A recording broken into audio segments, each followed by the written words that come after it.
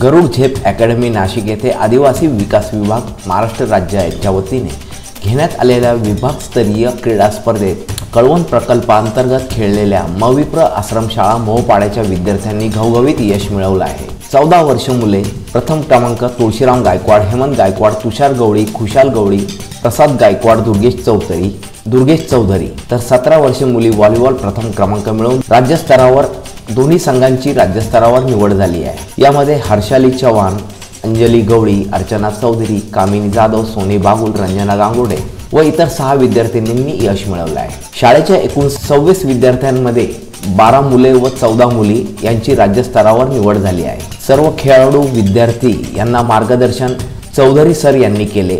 सहकारी शिक्षिका श्रीमती गांगुर्डे, मुख्याध्यापक संतोष गवळी, दीपक तनसे पाटील यांनी सर्व विद्यार्थ्यांना पुढील स्पर्धेत शुभेच्छा दिल्या आहेत। उमेश खांडवी, मी नाशिककर न्यूज, सुरगाणा।